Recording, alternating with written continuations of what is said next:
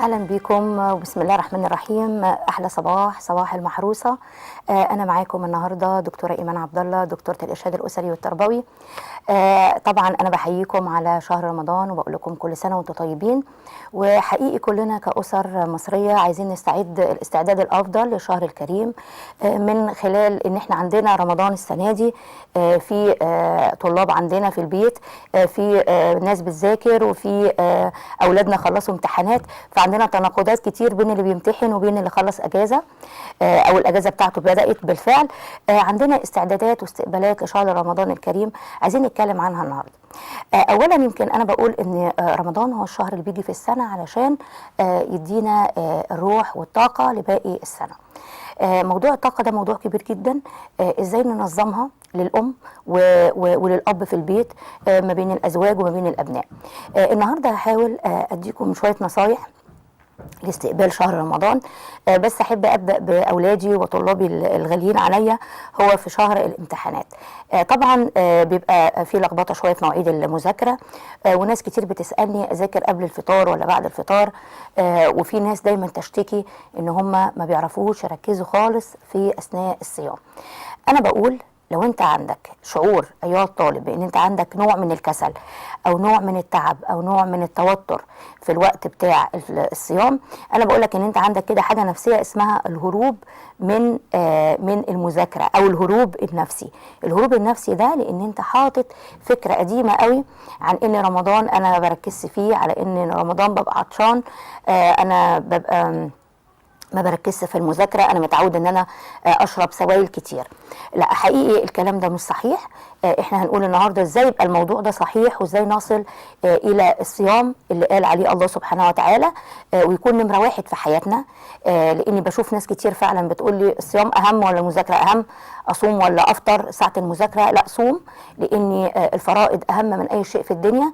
ولو انت تمسكت بالفرائض بتاعتك هتقدر في نفس الوقت تقدر تذاكر، ويكون عندك طاقه روحانيه جميله وطاقه قويه جدا ونفسيه للمذاكره. نبدا برمضان والامتحانات. رمضان والامتحانات عليها كده علامات استفهام كتيره جدا من الامهات ومن الطلبه. اول حاجه دايما تعمل الشيء اللي يريحك. ده قبل ما اقول لك النصايح، انت اللي بيريحك ايه؟ هل لما بتذاكر قبل الفطار ولا بعد الفطار؟ لكن احنا بنضم صوتنا لعلماء النفس اللي ادوا نصايح كتير وجابت نتائج ان انت لازم المذاكره تبدا من بعد الفطار بحوالي ساعة ونص أو ساعتين. ده السبب علشان يكون المعدة ابتدت تشتغل وجهازك الهضمي ابتدى يشتغل، وتدي لنفسك مساحة ان انت تصلي العشاء وتصلي التراويح وتعيش الجو الجميل الرمضاني. ما يبقاش الحياة مذاكرة وان انا بفكر في مذاكرة، لا، لازم النهاردة نتعلم حاجة حلوة قوي، ان احنا نربط الشعائر بالمشاعر. يعني انا عندي روحانيات جميلة طول الشهر، عندي صيام، عندي قراءة قرآن، عندي انتظام في الصلاة، بزود في وقت الصلاة شوية، في قراءة القرآن شوية، وفي صلاة التراويح، وبعدين عندك صيام. فإذا أنت ما تضيعش الحاجات دي كلها وتقول أنا عشان عندي مذاكرة. لا، هنبدأ نقسم إن إحنا بعد الفطار بساعتين نكون صلينا جزء من صلاة التراويح وصلينا العشاء، ونقعد نذاكر لمدة 5 ساعات أو 4 ساعات، بينهم بريك في النص راحة.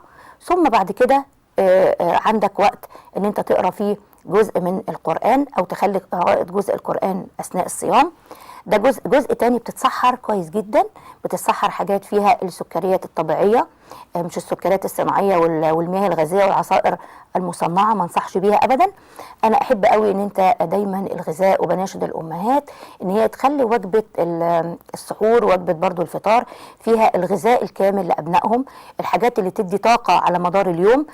طبعا يمكن الرسول صلى الله عليه وسلم والصحابة كانوا عايشين على التمر، ففرصة جميلة جدا وفرصة كبيرة جدا ان احنا كمان ناكل التمر اثناء السحور واثناء الفطار، ونجعله عاده على مدار السنه، لان هو مقوي عام للجسم وله فوائد عديده جدا. اخلي الجزء السكريات بتاعي العصائر الطبيعيه زي الكركديه والتمر هندي والحاجات دي كلها، اللي هي العصائر الجميله بتاعتنا بتاعه رمضان اللي احنا بنحاول نجيبها ونستمر عليها باقي السنه بدل الاشياء المصنعه. دايما نحط الالبان او يعني منتجاته، زبادي، جبنه بيضاء، الحاجات دي كلها بتدي انشطه للطالب. اذا انت اهتميت قوي بوجبه السحور بالحاجات اللي تفيدك وتغذيك. هنا بعد ما بتصلي الفجر وبتكون اتسحرت، بتبدا برضو تاخد 3 ساعات، يعني انا بقول عليهم الثلاث ساعات دول في منتهى النشاط والحيويه ليك. بيبقى الجو هادي، في نقاء في الجو، تقدر تذاكر. لو انت عندك دراسه مش امتحان، هتقعد تذاكر لغايه ما تنزل ميعاد المدرسه او الجامعه. لو انت عندك امتحان بتطول شويه في عدد الساعات، بيبقى ممكن 4 ساعات كمان، وبعديها بتنام وتصحى مثلا متاخر شويه على بعد اذان الظهر، تصلي تقرا قران، وبكده يكون نظمنا اليوم، وبتلاقي ان انت ما قصرتش في العبادات. عندك بعد كده مثلا عايزين نشوف ازاي نستغل وقت الصيام سواء في الاجازه او في الامتحان. الناس اللي اخذوا الاجازه لابد من نقطه مهمه جدا، هي نقطه تنظيم الوقت. ما يجيش، انا بشوف كتير جدا من ابنائنا والامهات بتيجي تشتكي لي ان الاولاد بيفضلوا صاحيين لغايه الظهر. لا، احنا عايزين نصلي الفجر ونقرا القران بتاعنا وننام. حتى الطفل الصغير نعوده على ان هو ما ينفعش يفضل صاحي لغايه ما النهار يطلع والكلام ده كله. لا، احنا بنقول ان احنا لازم نستغل الاجازه. اللي اخذوا الاجازه نربطها ازاي بشهر رمضان. الام هنا تبدا تتكلم مع ابنائها وتحكي عن رمضان وانتصارات رمضان على النفس، وان رمضان لازم نصوم فيه. ولو عندها طفل صغير هنقول بعد كده ازاي تعلم الطفل الصلاه والصوم في رمضان. بس احنا هنا بنقول ان الاجازه فرصة ان احنا نندمج في هذا الشهر الكريم، فرصة للابناء ان هم يشتركوا في انشطة في وقت الصيام.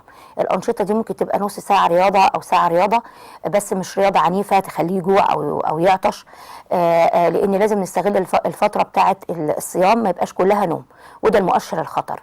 هقول على حاجة كويسة جدا النهاردة، ويا ريت حضرتك تنتبهوا معايا. فوائد، يعني انا بقول برضو ان تنظيم الوقت هنا في رمضان، بقول ان في حاجه مهمه جدا، ان توزيع الطاقه على جسم الانسان بتخليه لازم وهو صايم. وانت صايم مع تنظيم الطاقه بتاعت جسمك، انت بتكتسب هنا الصيام. فوائد الصيام عندنا لو عرفناها وعرفنا ابنائنا رمضان بنصوم فيه ليه. رمضان تنقيه للجسم من السموم والدهون الزياده، وتنشيط لاعضاء جسمك كلها بشكل جيد جدا. الاطباء بره عملوا مراكز للصيام العلاجي، وهنا برضو احيانا الدكاتره بيطلبوا من المريض ان هو يصوم. كصحه نفسيه انا بتكلم في جزئيه كمان ان انت الصيام بالنسبه لك، احنا بنعالج بعض الامراض النفسيه من نخليه يصوم. في بعض الامراض النفسيه احنا بنأشر ليهم او بنسمح لهم بان هم يصوموا وبيجيبوا نتيجه كويسه جدا. فوائد الصيام عديده على النفس كمان البشريه. ليس الصيام كما يقول الناس ان هو بيجيب العصبيه وبيجيب الحاجات دي، لا، الصيام بيهدي الجسم جدا، لان هو بيهدي الجسم والنفسيه، لانه مفيش طعام. طالما مفيش طعام يبقى اذا انت بتتغذى بالجانب الروحاني اكثر. 11 شهر بتهتم بالغذاء الجسدي، اهتم ولو شهر واحد في السنه بالغذاء الروحي اللي هو الصيام. الصيام بينقي وبيوصلك لدرجه التقوى اللي الله قال عليها سبحانه وتعالى. من هنا بقول ان لو كلنا ربطنا الصيام بالفوائد بتاعته، وربطنا الصيام بان احنا بنصوم لله عز وجل، وهنا هنخش برضو من الموضوع ده، لان ازاي الام تنظم وقتها في البيت. اولا انت حضرتك مقبله على شهر كريم، الشهر ده لازم تبقي محضره نفسك فيه كويس جدا لابنائك اللي خلصوا امتحانات او اللي لسه بيمتحنوا. انظم وقتي في رمضان ازاي؟ اني انا طبعا اخد راحه في النوم، قسط من النوم، ناخد جزء راحه من النوم، وخصوصا الناس اللي في الثانويه العامه ننام كويس في بالليل، في الوقت مش بالنهار، مش تفضل نايم بالنهار. نظم وقتك على قد ما تقدر بين الدروس. في جزء هتراجع فيه الدروس مثلا، ولو نفرض الجزء بتاع الفتره الصباحيه. الجزء اللي بتاع بعد الفتره بعد الفطار ممكن تخليه للحاجات اللي فيها زي الحساب، زي المواد الصعبه عليك شويه، دي تبقى بعد الفطار. بعد السحور او بعد ما تتسحر، يعني بعد ما تصلي الفجر، تبدا تاخد المواد اللي فيها زي الهيستوري، التاريخ والفلسفه والحاجات دي، وتبدا تراجعها. ممكن تخلي الدروس بتاعتك لو انت بتاخد درس مع حد او حاجه، احنا مش بنشجع على الدروس ولا الكلام ده، بس ده امر واقع، ان انت تخليها في فتره قبل الفطار، عشان الفتره دي كلها ما تروحش عليك هدر. ارجع تاني واقول ان تنظيم الوقت للطالب زي ما قلت قبل كده اهتم بالغذاء بتاعك، ما فيش تخمه للاكل. ادي نفسك فرصه ان انت جزء للترفيه. الترفيه ده اختاره انت على حسب وقتك انت، مش انا اللي هقوله لك. لان الترفيه مهم جدا. ممكن تختار ان انت تنزل تصلي. بعد ما تنزل تصلي ممكن تشاهد حاجه تكون بتحبها في التلفزيون، حاجه صغيره قوي وفتره قليله. بلاش تندمج في المسلسلات والكلام ده كله، لانه طبعا هيضيع الوقت وبيعمل عمليه شوشره على المذاكره. يبقى احنا هنا بنقول ننظم وقتنا بان احنا ننام عدد ساعات كافيه، ننظم، نعمل جدول للمذاكره، نشوف هنبدا بايه على المرحلتين اللي احنا قلنا عليهم.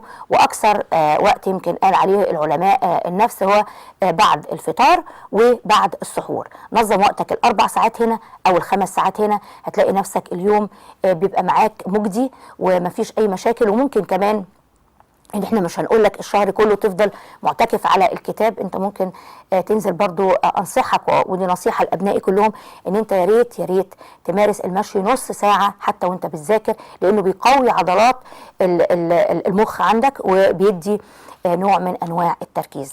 الام انا بنصحها نصيحة مهمة قوي، انها لازم تنظم وقتها في رمضان عشان الجو الهادي لابنائها، مش اللي خدوا اجازة يبتدوا يشوشروا على اللي هم لسه بيذاكروا.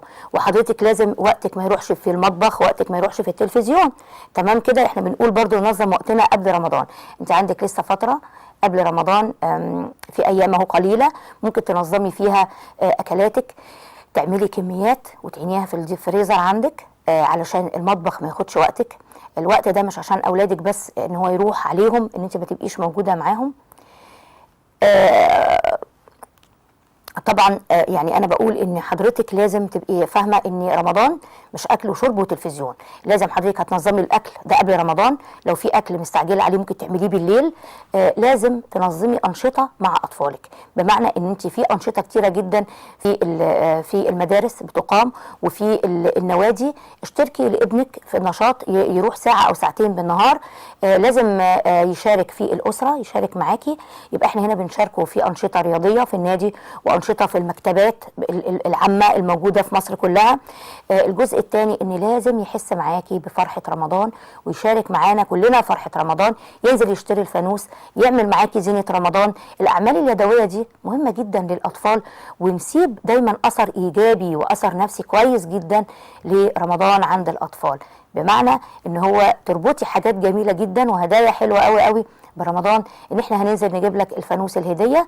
تعال انت نقي الحاجات اللي ممكن بتحبها، او لو هتعملي مثلا وجبه فيها حلويات زي الكنافه او الحاجات دي، ممكن هم ابنائك يشاركوا فيها. وطبعا يعني انا يمكن هتنقل لنقطه مهمه. احنا اتفقنا كلنا اهو ان احنا لازم يبقى في انشطه يدويه. طب نيجي ننتقل ازاي نعود الطفل على الصيام. رمضان مش تعويد الطفل على الصيام فقط، ولكن تعويد على الصيام والصلاه.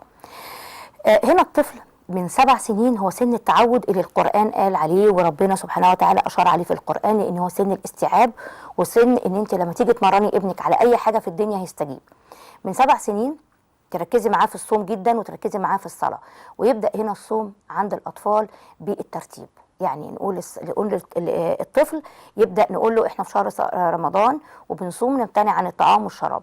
وليكن مثلا هو يصحى قبل الظهر أو حاجة، يبقى ما ياكلش فترة من الظهر للعصر.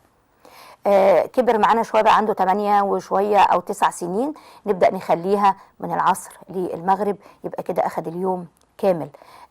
ما انصحش ان الام تصحيه بدري، تخليه يبذل مجهود كتير جدا في السن اللي هو سن من 7 ل 10 سنوات علشان يقدر يصوم.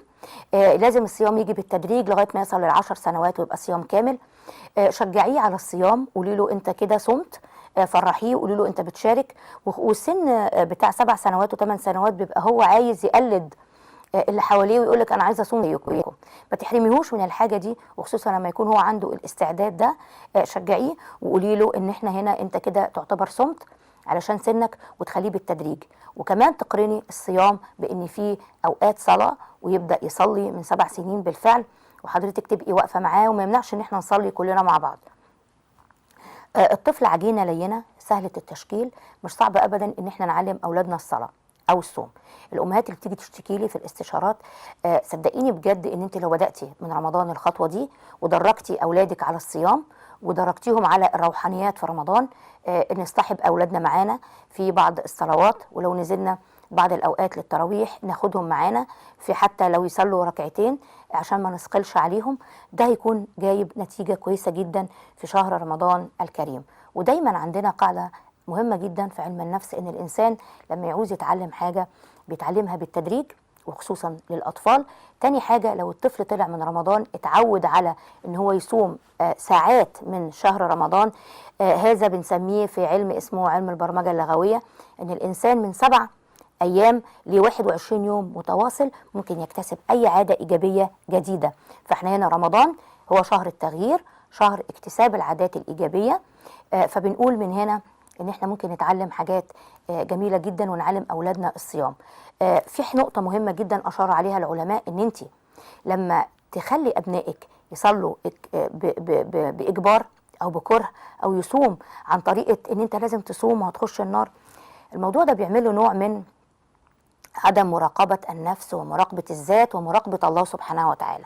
لكن أنا دايما أقول إن إحنا مع التدريج نحط قناعات إن رمضان فوائده إيه لينا، إحنا بنصوم عشان إيه، كل الحاجات دي، وتديها له بمرونة. ولو أنت مش قادر تصوم النهاردة مفيش مشكلة خالص، بكرة نبدأ أنت كده صمت ساعة كويس قوي، ويبدأ بالتدريج علشان ما يتعلمش الكذب والخداع والتملق. فاحنا بنقول ان ديننا دين الرحمه ودين المرونه، فلازم الام والاب يكونوا مرنين مع ابنائهم قدر الامكان. ما بقولش انه استهان، ولكن ده سن تدريب من 7 سنين ل10 سنين. لما يوصل ل10 سنين هتلاقيه بقى بيصوم لوحده، وهو اللي بيستعد وبيصلي لوحده بدون اي ما حد يوجهه.